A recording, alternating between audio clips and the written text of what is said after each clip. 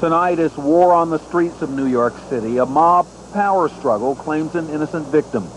Kimberly Bergalis loses her battle against AIDS she contracted from a dentist. And Nick and Nora finally arrives on Broadway. This is Channel 2 News, Sunday. Good evening. I'm Vic Miles in for Dana Tyler. And I'm Reggie Harris.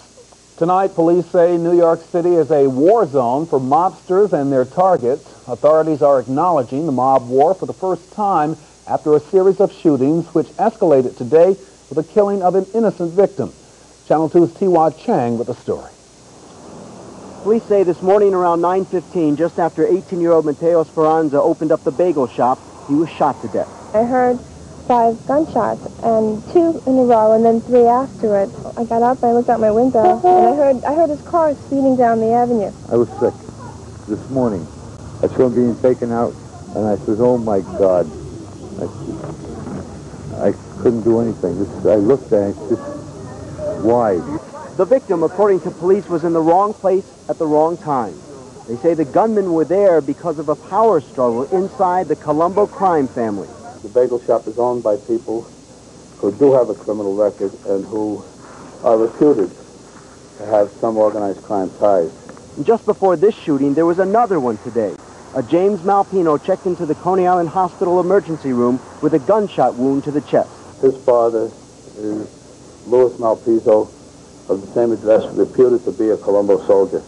Police believe these shootings are the result of a power struggle within the Colombo family between the former boss, Carmine Persico, in jail since 1986, and the present reputed boss, Victor Orena. We've had 5 people killed, 4 people injured, and a couple of attempts that didn't result in any killings or injuries.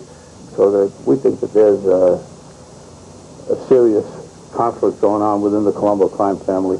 Police have been increasing surveillance of known and suspected mob members, putting pressure on the mob.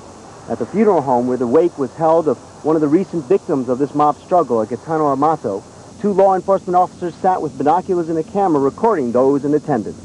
This is the first time the New York City Police Department has acknowledged that there is in fact a mob battle going on to control the Colombo family.